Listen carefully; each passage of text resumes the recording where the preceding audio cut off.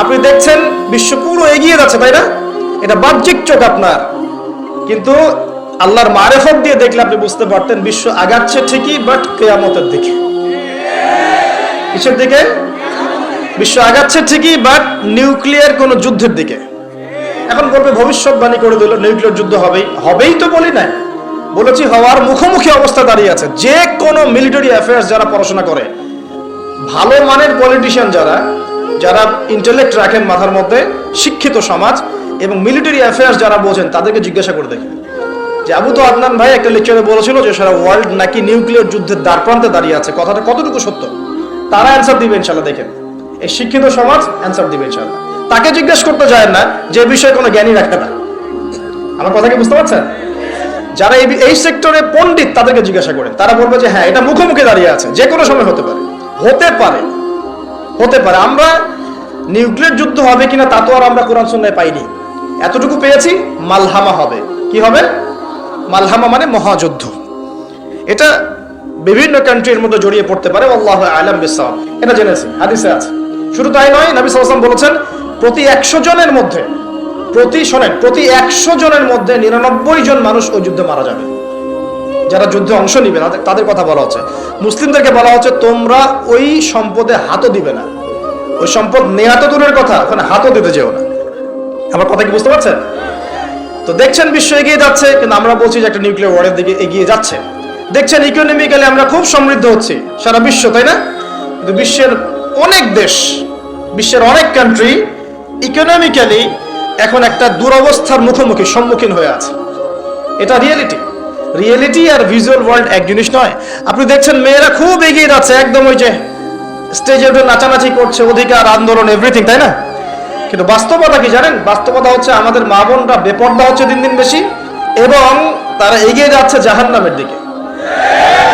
নবীজি বলেছেন এই কথাই, শেষ জামানায় এক শ্রেণীর নারী বের হবে, নিসাউন, মহিলা, ক্যাসিয়াতুন, যারা কাপড় পরে থাকবে, আরিয়াতুন, তারপরেও নগ্ন হবে থাকবে, এবং তারা অন্যকে আকৃষ্ট করবে, যে সিডিউসড করবে, এবং অন্যের দিকেও আকৃষ্ট হবে, মানে নিজেও সিডিউস হবে। তো এই শ্রেণীর মেয়েরা কি এখন বের হয়নি? নবীজি বলেছেন এক শ্রেণীর মেয়ে বের হবে, পুরুষের পোশাক পরে থাকবে। কিসের পোশাক? পুরুষের পোশাক। এখানে শুধু বাহ্যিকভাবে পুরুষের পোশাক নয়, বাহ্যিকভাবে তো পুরুষের পোশাক পরেছেই অনেক আগেই। যান না এই যে বনানী, শপিং মলস, গুলশান, ঢাকার বিগ সিটিজ, মেগা সিটিজের মেগা পয়েন্টগুলো তো যান, আপনি নিজের চোখেই দেখতে পারবেন। আপনার এখানেও আছে? আচ্ছা, যাই হোক, হ্যাঁ, থাকতেই পারে, কারণ এগুলো তো এখন ছড়িয়ে পড়েছে কিভাবে? এই যে মোবাইল ফোনের মাধ্যমে। এমন কোনো জায়গা নাই এখন, বিশ্বের এমন কোনো জায়গা নাই যেখানে এই ফিতনাগুলো আসলে ছড়িয়ে পড়ে নাই। সো তারা ছড়িয়ে পড়েছে। এখন নবী সাল্লাল্লাহু আলাইহি ওয়াসাল্লাম এটাই বলছেন যে মেয়েরা পোশাক পরিবর্তন হয়ে যাবে, ছেলেরা মেয়ের পোশাক পরবে, মেয়েরা ছেলের পোশাক পরবে। পরে নাই? আর কোন নিদর্শনের জন্য অপেক্ষা করছেন? শুধু পোশাক পরিবর্তন মানে বাহ্যিক পোশাক নয়, এখানে আপনার সমাজের ফাংশনাল রোলটাও চেঞ্জ হয়ে যাবে। মেয়েরা ছেলেদের জায়গায় আসবে, ছেলেরা মেয়েদের জায়গায় আসবে। এসেছে কি আসে নাই? আচ্ছা, একটা বড় সাইন বলেছেন নবী সাল্লাল্লাহু আলাইহি ওয়াসাল্লাম লাস্ট ডে বা কিয়ামতের, সেটা হলো যে সমাজের সবচেয়ে নিম্ন শ্রেণীর মানুষ, মানে যাদের পরনে কাপড় ছিল না এবং পায়ে স্যান্ডেল ছিল না, বড় লোকদের কথা বলা হচ্ছে না এই হাদিসের মধ্যে। এখানে বলা হচ্ছে যে আনজারুল হুফাতাল উরাতাল আলাতা রিয়াশাই ইয়াতাতাওয়ালুনা ফিল বুনিয়ান।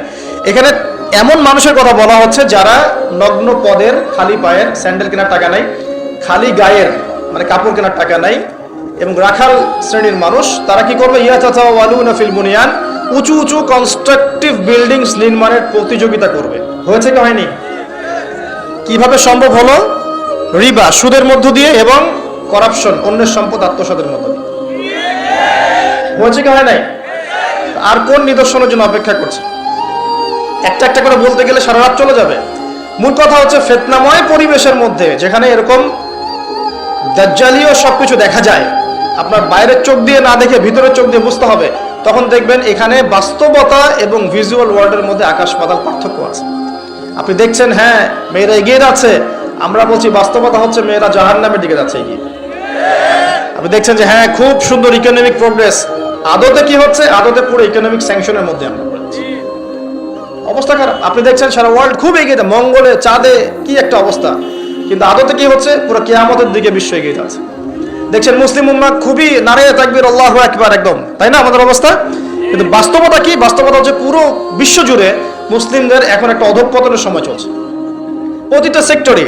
এটা সেই যুগ না যেটাতে ওমর রাদিয়াল্লাহু আনহুর যুগে আমরা বসে পুরো বিশ্ব শাসন করতাম, সেটা কি এই যুগ? এই যুগ নয়। বরং নবীজি বলেন বাদাআল ইসলামু গরীবান ওয়া সায়াউদু কামা বাদা। ইসলাম শুরু হয়েছিল অপরিচিত ভাবে, গরীব ভাবে, ওয়া সায়াউদু কামা বাদা, এবং আবার শীঘ্রই সেই অপরিচিত জায়গায় ফিরে আসবে। অপরিচিত জায়গায় ফিরে আসবে, গরীব জায়গায়। আপনি পরিবারে ইসলাম পালন করতে যান, পরিবারের মধ্যে আপনি গরীব হয়ে যাবেন, অপরিচিত হয়ে যাবেন। সমাজে পালন করতে যান, আমি কোন ইসলামের কথা বলছি? ওই গোলালু মার্কা ইসলাম না, এটা সব তরকারিতে চলে ওটার কথা বলছি না। যে ইসলাম ফলো করলে আপনার হাতে আগুন ধরে রাখার মতো অবস্থা হয়, ওটা ফলো করেন, সমাজে আপনি বিচ্ছিন্ন হয়ে যাবেন। বিশ্বে পালন করতে যান, দেখবেন আপনাকে কোণঠাসা করে রেখে দিয়েছে। এই হলো অবস্থা, গরীবান। তো এই অবস্থায় কি হবে? যেটা আপনি বাহ্যিক চোখে দেখছেন, বাস্তবতা এমন নাও হতে পারে। আল্লাহ পাক আমাদেরকে এই সিচুয়েশনটাকে বোঝার তৌফিক দান করুন। আর সিচুয়েশন বুঝতে গেলে বাহ্যিক জ্ঞান যথেষ্ট নয়, ইন্টারনাল কি লাগবে? আল্লাহর বাসিরা এবং নূর এবং মারিফত দরকার আছে। এটা কি জিনিস, এটা আমি আপনাকে আসলে ওই ক খ গ ঘর মতো পড়িয়ে বোঝাতে পারবো না, তবে আমি চেষ্টা করছি, আমার দিকে মনোযোগ দেন। খিদর আলাইহিস সালাম যা দেখছেন, মূসা আলাইহিস সালাম কি তাই দেখেছিলেন? আচ্ছা, খিদর আলাইহিস সালাম যে তিনটা ঘটনা ঘটলো, এই তিনটা ক্ষেত্রে খিদর সঠিক ছিলেন না ভুল? তাহলে তিনি এমন কি দেখলেন, কি বুঝলেন, কি শুনলেন যেটা মূসা আলাইহিস সালাম পারলেন না, বুঝলেন না? এটা কি?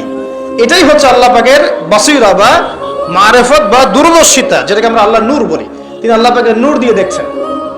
এখন আমরা বুঝলাম শেষ জামানায় টিকে থাকতে হলে আমাদেরকে এরকম দৃষ্টিভঙ্গি নিতে হবে, এতটুকু বুঝতে পেরেছি। কিন্তু এই দৃষ্টিভঙ্গি অর্জিত হবে কিভাবে, এই বিষয়টা আমরা বুঝতে পারছি না। পরিবেশটা নষ্ট করেন না। এই দৃষ্টিভঙ্গি অর্জিত হবে কিভাবে, এটা কি জানা দরকার নাই? আচ্ছা, আসুন সেদিকে কথা বলি। প্রথম কথা প্রিয় ভাইরা, এই দৃষ্টিভঙ্গি অর্জন করতে হলে আগে কলব পরিষ্কার করতে হবে। কি করতে হবে? আচ্ছা, এটা কিভাবে হবে? সার্ফ এক্সেল দিয়ে ঘষবেন? আচ্ছা, কলব পরিষ্কার করার জন্য আমি কয়েকটা ফর্মুলা বলে দিই আগে। এটা সবার জন্য। এবং বিশ্বাস করেন, এখন আমরা সমাজে যারা বসবাস করি, বেশিরভাগ আমরা মৃত কলব নিয়ে বসবাস করি, বেশিরভাগ। যদি কলব জিন্দাই হতো তাহলে হক বাতিল চিনতে পারতাম না। যদি কলব জিন্দাই থাকতো তাহলে কি দুনিয়ার এই মোহের মধ্যে ব্যস্ত থাকি? যদি কলব জিন্দা থাকতো সারাদিন, তাহলে দুনিয়ার ফিকিরে ব্যস্ত থাকতে পারি? যদি কলব জীবিতই থাকে তাহলে কাউকে দাফন করার পরে দুনিয়াবি খোশ গল্পে কেউ মত্ত হতে পারে? যদি কলব জিন্দা থাকে তাহলে কেউ মানুষকে ঠকাতে পারে, মাপে কম দিতে পারে, কেউ কি গোপনে পাপ করতে পারে, কেউ কি অন্যের সম্পদ আত্মসাৎ করতে পারে? কলব জিন্দা থাকলে কেউ সুদ খায়, কলব জিন্দা থাকলে কেউ জেনা করে, কলব জিন্দা থাকলে কেউ এরকম নোংরা কনসার্টে যেতে পারে? অতএব বুঝতে পারছি এইসব পরিস্থিতি দেখে যে আমাদের বেশিরভাগের কলব কি? মৃত, নিঃসন্দেহে মৃত, কোনো সন্দেহ নাই। নবী সাল্লাল্লাহু আলাইহি ওয়াসাল্লাম বলছেন, যখন আদম সন্তান একটা পাপ করে তখন কলবের মধ্যে একটা স্পট বা দাগ পড়ে, কালো একটা স্পট বা দাগ পড়ে। আবার যদি গুনাহ করে আবার স্পট পড়ে, আবার দাগ পড়ে, আবার গুনাহ করে আবার স্পট পড়ে। গুনার উপর গুনাহ করতে থাকে, পুরো কলবটা কালো কুচকুচে কুৎসিত হয়ে যায়, দুর্গন্ধযুক্ত। অনেস্টলি বলেন তো দেখি, অনেস্টলি বলেন যে আমাদের কলবগুলো এখন এরকম না? আমরা কন্টিনিউয়াসলি পাপ করি না? কতবার দিনে আস্তাগফিরুল্লাহ ওয়া আতুবু ইলাইহি পড়ি, কতবার? নবী সাল্লাল্লাহু আলাইহি ওয়াসাল্লাম এমন একজন ব্যক্তি যার আগের গুনাহ মাফ, পরের গুনাহ মাফ, তারপরেও তিনি দিনে 100 বার বলতেন আস্তাগফিরুল্লাহ ওয়া আতুবু ইলাইহি। আমাদের তো প্রয়োজন হয় না, কারণ আমাদের তো অনেকের, আমাদের সবার না, অনেকের অ্যাটিটিউডটা এমন যে সে জান্নাতে অলরেডি চলে গেছে এবং তার দল, তার সংগঠন অলরেডি জান্নাতে চলে গেছে। আপনার যদি লিজ লাগে আপনি আসেন, আমার কাছে ফর্ম পূরণ করেন, আপনাকে দিয়ে দেবো। এমন অ্যাটিটিউড নাই? এই অ্যাটিটিউডটা কিন্তু ইহুদিদের দর্শন। ওরা এরকম মনে করতো যে আমরা আল্লাহর সিলেক্টেড বান্দা, ইলেক্টেড বান্দা, যদি জাহান্নামে যাইও তাহলে অল্প কয়েকদিন থাকবো, তারপর বেরো চলে আসবো। হ্যাঁ, এই কথা সূরা বাকারায় আছে, পড়ে দেখেন তো। দেখুন প্রিয় ভাইয়েরা, কলব পরিষ্কারটা সবচেয়ে ইম্পর্টেন্ট জিনিস। এখন মানুষ বলতে পারে সুফিজমের আলোচনা করছে। হ্যাঁ, সুফিজমের আলোচনা করছি কিনা তা জানি না, তবে আমি আল্লাহর ইহসান নিয়ে কথা বলছি। কি নিয়ে কথা বলছি? হাদিসে জিবরিলের মধ্যে 4টা প্রশ্ন করা হচ্ছে। কয়টা প্রশ্ন? 4টা। তার মধ্যে একটা প্রশ্ন হচ্ছে আখবিরনি আনিল ইহসান, হে মুহাম্মদ সাল্লাল্লাহু আলাইহি সাল্লাম আমাকে ইহসান সম্পর্কে বলুন। জিবরাইল আলাইহিস সালাম প্রশ্ন করছেন। কে প্রশ্ন করছেন? ইহসান কি? নবী সাল্লাল্লাহু আলাইহি ওয়াসাল্লাম বলেছেন আনতা আবুদাল্লাহ কাআন্নাকা তারাহ, তুমি এমন ভাবে আল্লাহর ইবাদত করবে যেন তুমি আল্লাহকে দেখতে পাচ্ছ। ওয়া ইল্লাম তাকুন তারাহু ফাইন্নাহু ইয়ারাক, তুমি যদি আল্লাহকে দেখতে নাও পারো জেনে রাখবে যে আল্লাহ পাক তোমাকে দেখছেন। এই ফিলিংসটা মানুষের মধ্যে থাকলে কি মানুষ পাপগুলো কন্টিনিউয়াসলি করতে পারে? যদি পাপ হয়েও যায় সেটা তওবা করে ফিরে আসবে, তাই নয় কি? আচ্ছা, এখন দেখুন কি করতে হবে। এক নাম্বার বলছি যে অন্তরটাকে পরিচ্ছন্ন করতে হবে। পরিচ্ছন্ন করার জন্য প্রথম কাজ কি? প্রথম কাজ হচ্ছে 5 ওয়াক্ত নামাজকে আঁকড়ে ধরা। কি করা? 5 ওয়াক্ত নামাজকে আঁকড়ে ধরা। যদি আপনি জামাত মিসও করে ফেলেন বাসায় পড়ে ফেলবেন, নামাজ বাদ দেওয়া যাবে না। মানে জামাত মিস করে ফেলেছি জন্য নামাজ বাদ এমন নয়। নামাজ জামাত মিস হয়ে গেছে, আচ্ছা হয়ে গেছে, ঘুমিয়েছিলেন বা মনে ছিল না বা ব্যস্ত ছিলেন, কথার কথা, যখনই সময় পেয়েছেন মনে পড়েছে ঘুম থেকে উঠেছেন নামাজ পড়তে হবে, একাই পড়তে হবে। বাদ দিবেন আজকে থেকে? বরং আমরা চেষ্টা করব ইনশাআল্লাহ জীবনে যে নামাজগুলো কাজা হয়ে গেছে সেগুলো যেন হিসেব করে আদায় করে দেয়া সম্ভব হয়, এটাও চেষ্টা করা উচিত। আল্লাহ পাক তৌফিক দান করুন। এক নম্বর নসিহত, নামাজ ছাড়া যাবে না। কারণ একটা হাদিস যথেষ্ট। নবী সাল্লাল্লাহু আলাইহি ওয়াসাল্লাম বলেছেন যে মান তারাকা সালাতান মুতাআম্মিদান ফাকাদ কাফারা, যে ব্যক্তি ইচ্ছাকৃতভাবে নামাজকে ছেড়ে দিল সে ব্যক্তি যেন কুফরি করলো। কি করলো? কুফরি করলো। মুয়াজ বিন জাবাল রাদিয়াল্লাহু আনহু হাদিসে এসেছে নবী সাল্লাল্লাহু আলাইহি ওয়াসাল্লাম বলেছেন মান তারাকা সালাতান মুতাআম্মিদান ফাকাদ বারিআত মিন জিম্মাতিল্লাহ, যে ব্যক্তি ইচ্ছাকৃতভাবে তার উপর অর্পিত ফরজ নামাজ ত্যাগ করলো সে ব্যক্তি আল্লাহ পাকের জিম্মেদারি থেকে মুক্ত হয়ে গেল, তার উপর আল্লাহর কোনো জিম্মেদারি নাই। প্রথম নসিহত, যদি অন্তর পরিচ্ছন্ন করতে চাই নামাজ। মনে থাকবে ইনশাআল্লাহ। আল্লাহ আমাকে তৌফিক দান করুন, আপনাদের সবাইকে তৌফিক দান করুন। 2 নম্বর, বেশি বেশি কোরআন তেলাওয়াত। বেশি বেশি কি? কোরআন তেলাওয়াত। কোরআন তেলাওয়াতের কোনো বিকল্প নেই। প্রত্যেক দিন কিছু কিছু আয়াত এবং সূরাগুলো অবশ্যই তেলাওয়াত করার চেষ্টা করবেন। যেমন আমি বলে দিই, কিছু বলে দিই, মনে রাখেন, কিছু শিখেন। 1 নম্বর সূরা ফাতিহা, 2 নম্বর সূরা ফালাক নাস ইখলাস 3 বার করে সকাল সন্ধ্যা। সূরা ফালাক নাস ইখলাস, কুল হুয়াল্লাহু আহাদ, কুল আউযু বিরাব্বিল ফালাক এবং কুল আউযু বিরাব্বিন নাস 3 বার। সূরাতুল কাফিরুন ঘুমানোর আগে একবার, সূরা হাশরের শেষ 3 আয়াত, সূরা বাকারার শেষের 3 আয়াত, ঠিক আছে? তারপরে সূরা মুমিনুনের কিছু আয়াত, আয়াতুল কুরসি, সূরা আলে ইমরানের শেষের 10 আয়াত, সম্ভব হলে সূরা মুলক, প্রত্যেক জুমায় সূরাতুল কাহফ, অথবা আপনি চাইলে এই যে মানুষ অনেকে ঝাড়ফুঁকের সমস্যা হয় না, বদনজর লাগা, ঝাড়ফুঁক, কুফরি কালাম, সেই সব ক্ষেত্রে আপনি সূরা জিনের প্রথম 10 আয়াত, সূরা সফফাতের প্রথম 10 আয়াত, সূরা ইয়াসিন, সূরা কাহফের প্রথম 10 শেষ 10 এগুলোর উপর আমল করতে পারেন।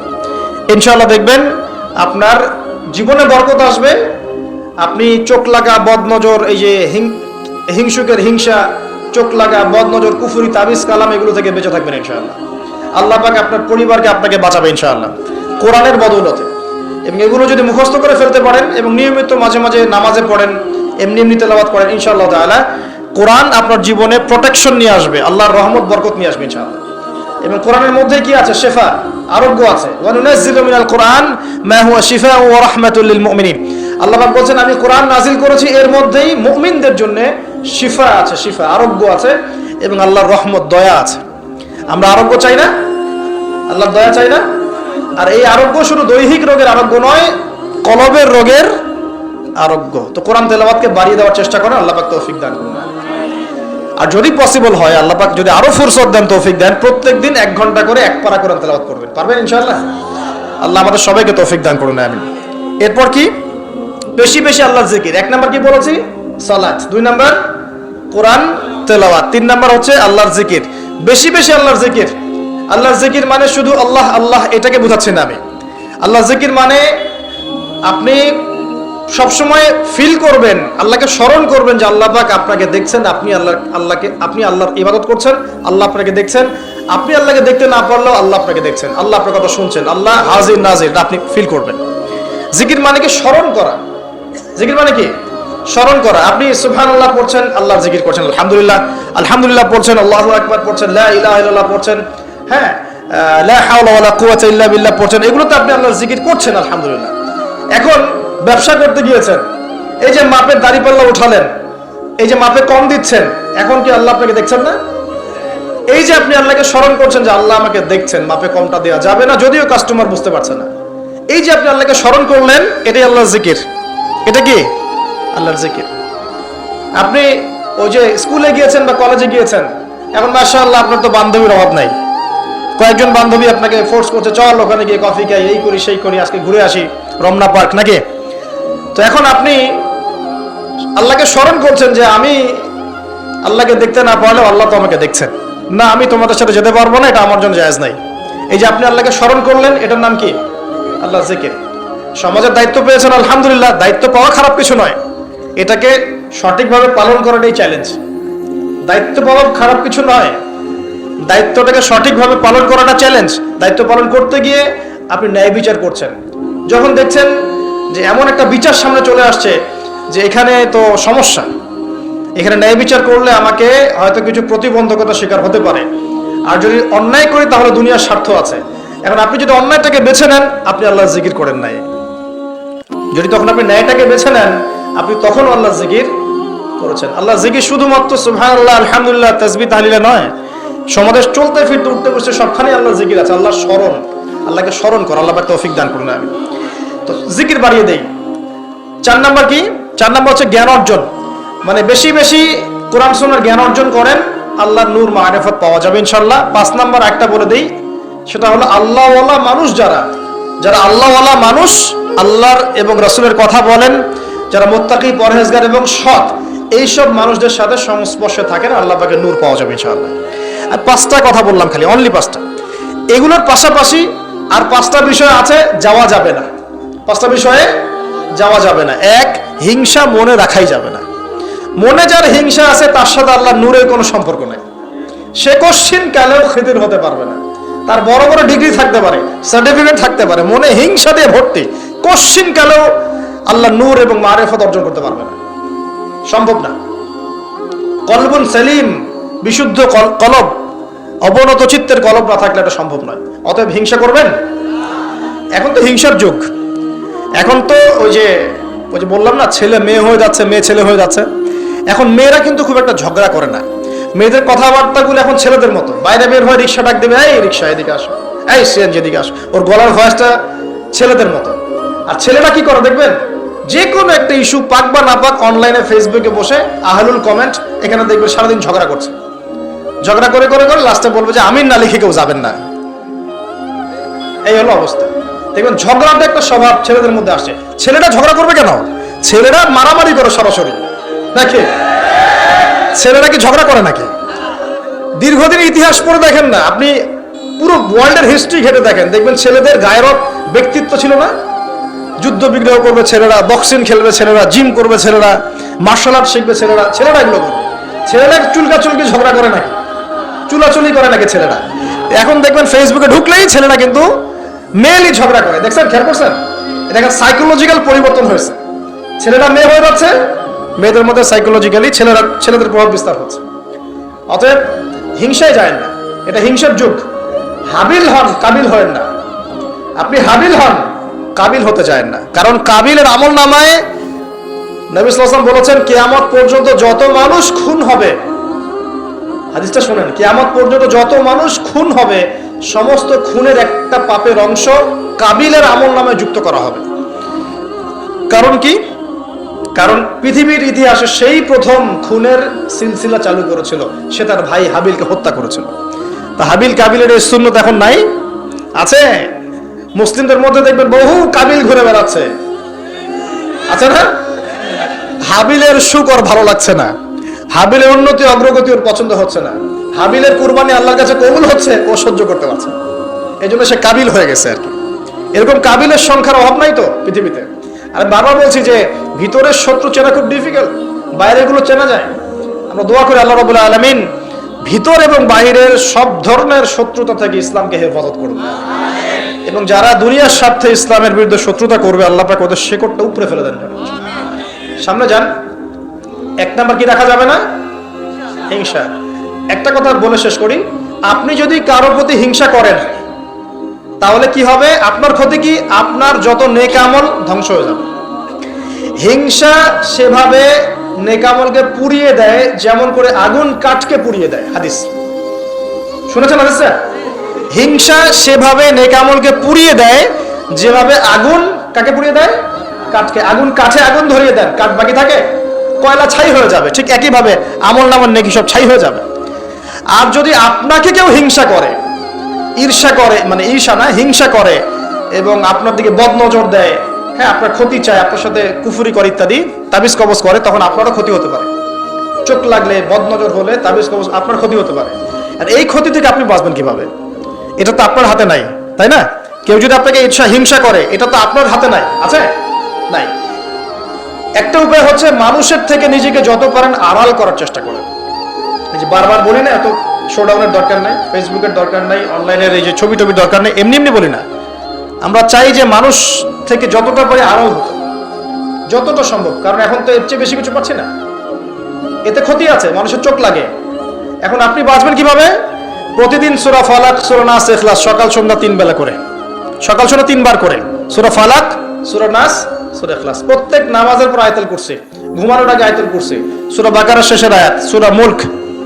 এই যে কোরআনিক চিকিৎসাগুলো আপনি যদি গ্রহণ করেন, ইনশাআল্লাহ তাআলা আপনি চোখ লাগা থেকে বাঁচবেন। ইনশাআল্লাহ ইনশাআল্লাহ আপনি বদনজর থেকে বাঁচবেন, হিংসার কুপ্রভাব থেকে বাঁচবেন ইনশাআল্লাহ। এগুলো কিন্তু হেলা কথা বলছি না, এটা এত মারাত্মক। নবী সাল্লাল্লাহু আলাইহি ওয়াসাল্লাম বলেছেন যে চোখ লাগা বদনজরগুলো এত মারাত্মক যে একটা জীবন্ত উটকে রান্নার পাত্রে নিয়ে আসতে পারে। এত ডেঞ্জারাস, এত ডেঞ্জারাস। তো হিংসা করবেনও না, হিংসার শিকারও যেন না হন। এই জন্য সূরা ফালাককে বেশি বেশি তেলাওয়াত করবেন। কুল আউযু বিরাব্বিল ফালাক মিন শাররি মা খালাক ওয়া মিন শাররি গাসিকিন ইযা ওয়াকাব ওয়া মিন শাররি নাফাসাতি ফিল উকাদ ওয়া মিন শাররি হাসিদিন এই যে ইযা হাসাদ। আমি হিংসুকের হিংসা থেকে আল্লাহ তোমার আশ্রয় চাচ্ছি যখন সে হিংসা করে। পারবেন ইনশাআল্লাহ? আর কি করা যাবে না? আল্লাহর নূর মারিফত পেতে হলে অহংকার করা যাবে না। কি যাবে না? আল্লাহ পাক সব পছন্দ করলে অহংকার পছন্দ করবেন না। আল্লাহ পাক অহংকার পছন্দ করবেন। আল্লাহ পাক অনেক পাপ মাফ করে দিতে পারেন, অহংকার আল্লাহ পাক খুব কঠিন ভাবে ধরেন। আল্লাহ পাক খুব কঠিন ভাবে অহংকারীকে আল্লাহ পাক কখনোই পৃথিবীতে টিকতে দেন নাই। অহংকার আল্লাহ পাকের চাদর, এটা ধরে কেউ টান দিতে পারে না। তো মনের মধ্যে যদি অহংকার থাকে, কোশ্চিন কালেও ডিগ্রি সার্টিফিকেট অর্জন করেও আল্লাহর নূর পাওয়া যা, আপনি খিদির হতে পারবেন না, সিচুয়েশন বুঝতে পারবেন না, সলিউশনও বের করতে পারবেন না। একজন সত্তার কথা বলে দেই, আমি আলোচনা গুটিয়ে নিচ্ছি আস্তে আস্তে ইনশাআল্লাহ। একজন সত্তার কথা বলি, ইবলিস নাম আছে, মনে আছে? ইবলিস, সে কি আল্লাহর একজন আবেদ ছিল না? ইবাদত করে নাই? তার জ্ঞান ছিল না? প্রচন্ড জ্ঞানী ছিল, আল্লাহ পাকের প্রচুর ইবাদত করেছে। কেন জাহান্নামী হলো? কি কারণে জাহান্নামী হলো? দেখেন, সে আল্লাহ পাকের আদেশকে লঙ্ঘন করেছে, সেজদা করে নাই। এই তো আদম আলাইহিস সালামও তো গাছের কাছে চলে গিয়েছেন, তাহলে আদম আলাইহিস সালামও তো গাছের কাছে গিয়েছেন, আল্লাহ পাকের হুকুমটা লঙ্ঘন হয়ে গেল না? ইবলিসও তো লঙ্ঘন করেছে, তাহলে উভয়ের মাঝে কি পার্থক্য? পার্থক্যটা হচ্ছে আদম আলাইহিস সালাম ভুল করে তওবা করে ফিরে এসেছেন, অহংকার করেন নাই, করেছেন? পক্ষান্তরে ইবলিস ভুল করেও তার উপর অটল থেকেছে। সে বলেছে খালাকতানি মিন নার ওয়া খালাকতাহু মিন তিন। আল্লাহ, আপনি যে আমাকে বলছেন আদমকে সিজদা করতে, আপনি ভুল, আমি সঠিক। নাউজুবিল্লাহ। এই যে ওয়াস্তাকবার, সে উদ্ধত হলো এবং অহংকার প্রদর্শন করলো। এই একটা কারণেই আল্লাহ পাক কি করেছেন? তাকে চিরস্থায়ী জাহান্নামে নিয়েছেন। কথা কি বুঝতে পারছেন? অতএব অহংকার থাকলে আল্লাহর নূর পাওয়া যাবে না। ইবলিসের ইবাদত ছিল, টিকতে পারে নাই। ওর কিন্তু ইলম ছিল, টিকতে পারে নাই। আল্লাহ বোঝার তৌফিক দান করুন। আর অহংকার মানে এই নয় যে আপনি ভালো জামা পরেছেন, ভালো একটা সুন্দর বাড়ি করেছেন, আপনার জুতাটা সুন্দর, আপনার মানে কিছু জমি জমা আছে, হ্যাঁ, আপনার চলাফেরা আপনি শৌখিনতা পছন্দ করেন, এটার নাম অহংকার নয়। অহংকার কি? অহংকার হচ্ছে মাতারুল হাক্কি ওয়া গামতুন নাস, সত্য যেটা আল্লাহর পক্ষ থেকে, সত্য বিধানটাকে অস্বীকার করা এবং মানুষকে তুচ্ছ তাচ্ছিল্য করা, এই হলো অহংকার। মনে থাকবে? অহংকার কি? সত্যকে প্রত্যাখ্যান করা এবং মানুষকে কি করা? তুচ্ছ তাচ্ছিল্য করা। একজন মুমিন ভাইয়ের খারাপ হওয়ার জন্য এতটুকু যথেষ্ট যে সে আরেকজন মুমিন ভাইকে তুচ্ছ তাচ্ছিল্য করছে। এখন এই সোশ্যাল মিডিয়াতে এটা হয় না? সোশ্যাল মিডিয়া মানেই হচ্ছে যাকে পাও ধুয়ে দাও একদম, মানে এর মধ্য দিয়ে দিনের কি যে খেদমত করতেছে আল্লাহ ভালো জানে। অথচ আপনি তারে বসায় দেন এসব চেয়ারে, দেখেন কয়টা লাইন বলতে পারে এখানে বসে, দুটা হাদিস মুখস্থ করতে দেন, 40টা আয়াত মুখস্থ করতে দেন, দিনের জন্য একটা বই লিখতে দেন। মানে এখন দেখবেন এমন একটা যুগ চলছে, যারা কাজ করে ওরা বেশি সমালোচনার শিকার হয়, যে কাজ করে না ওর কোনো সমালোচনাই নাই। যে নামাজ পড়ে না ওকে নিয়ে কোনো ফিকির নাই, যে নামাজ পড়ে ওর হাতটা নিচে নামানোর উপরে ওঠানোর জন্য ব্যস্ত হয়ে আছে আর কি। খেয়াল করেন নাই?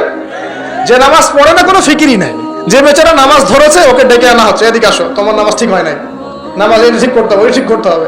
আরে ভাই যে নামাজ পড়ে না ওর কাছে যাও, তুমি ওকে নামাজই বানাও। আর যারা মেহনত করে মানুষকে নামাজই বানায়, দেখবেন এই এই লোকগুলোকে টার্গেট করে ধরে ধরে নামাজ ঠিক করতেছে। যুক্তিও আছে আবার, যুক্তিটা কি বলছে, যে নামাজ পড়ে না ওর তো হিসেব আরো ডেঞ্জারাস, যে নামাজ পড়ে না ওর কথা বাদ, যে নামাজ পড়ছে ও তো পরিশ্রম করেও রিওয়ার্ড নাকি পাচ্ছে না, এই কারণে ওকে নিয়ে বেশি চিন্তা আমাদের। আসলে যে ইবলিসই কিয়াস, ইবলিস একটা কিয়াস করছিল না, যে আমাকে আগুন দিয়ে সৃষ্টি করেছেন, আর যে আদমকে মাটি দিয়ে সৃষ্টি করেছেন, আমি কেন ওকে সেজদা করব? এই কিয়াসগুলো বাতিল কিয়াস। আরে ভাই সে তো নামাজ পড়ছে, অ্যাটলিস্ট সে তো নামাজ পড়ছে। কে বললো যে এই ইখতিলাফি মাসালাগুলোর কারণে নামাজই কবুল হবে না? নামাজ কবুল করার দায়িত্ব কি আপনি নিয়েছেন নাকি? নামাজের মধ্যে সবচেয়ে ইম্পর্টেন্ট জিনিসটা কি?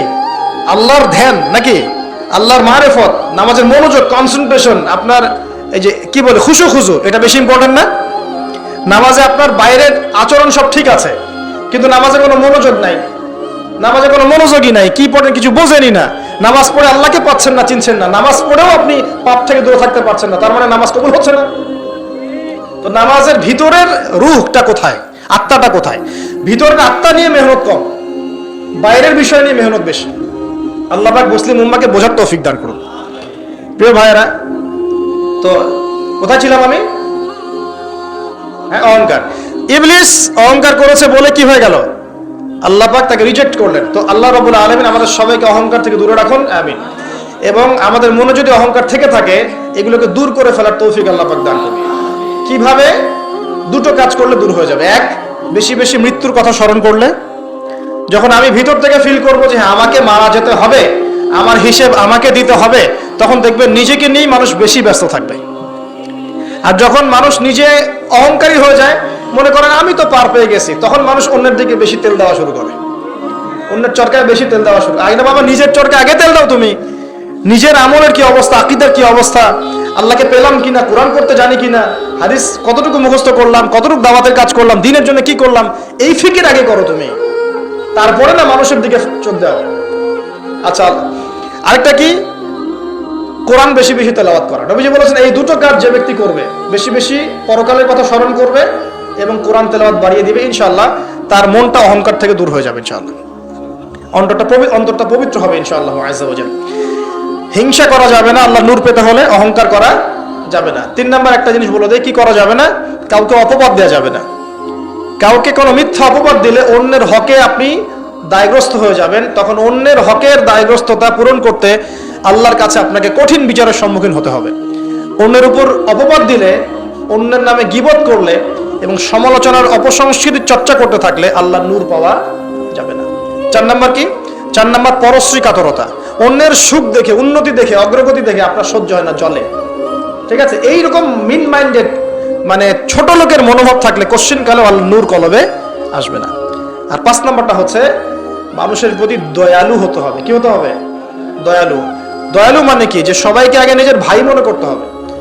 একজন ব্যক্তি পলিটিশিয়ান হোক, মিলিটারি সেক্টরে থাকুক, পুলিশ হোক, বিজিবি হোক, আনসার হোক, সাধারণ মানুষ হোক, যুবক যুবতী, কিশোর কিশোরী যেই হোক, এদেশের সবাই আমার আপন ভাইয়ের মতো, সবাই আমাদের ভাই, সবাই মুসলিম ভাই। হ্যাঁ, ওদের মধ্যে মাযহাবী পার্থক্য থাকতে পারে, তরিকার পার্থক্য থাকতে পারে, পলিটিক্যালি পার্থক্য থাকতে পারে, মতাদর্শের পার্থক্য কি থাকতে পারে না? থাকতে পারে। সবার মত কি একরকম হতেই হবে? কিন্তু তারা সবাই আমার মুসলিম ভাই। যতক্ষণ পর্যন্ত না তারা প্রকাশ্য কোনো কুফরির ঘোষণা দিয়েছে, ততক্ষণ পর্যন্ত কি সবাই মুসলিম ভাই। আগে সবাইকে ভাই মনে করে জনদরদিত হতে হবে। আগে সবার ভালোটা বুঝতে গেলে আগে জনদরদিত হতে হবে, রহম দিলওয়ালা হতে হবে। আপনি হকের উপর থাকবেন, ন্যায়টা ন্যায় হবে, অন্যায় অন্যায়। ন্যায় যদি আমার দুশ্মনও করে সেটাও ন্যায়, অন্যায় যদি আমার বাড়ির লোক করে সেটাও অন্যায়। একটা সৎ অন্তর লাগবে তো আগে। এই রহম দিলওয়ালা না হতে পারলে খিদির হওয়া যাবে না। কারণ আল্লাহ পাক খিদির সম্পর্কে বলেছেন যে আমি খিদির আলাইহিস সালামকে আমার পক্ষ থেকে রহমত দিয়েছিলাম, দয়া দিয়েছিলাম। সুবহানাল্লাহ। ওয়া আল্লামনাহু মিন লাদুন্না ইলমা, এবং আমি আল্লাহ খিদিরকে আমার পক্ষ থেকে জ্ঞান শিক্ষা দিয়েছিলাম।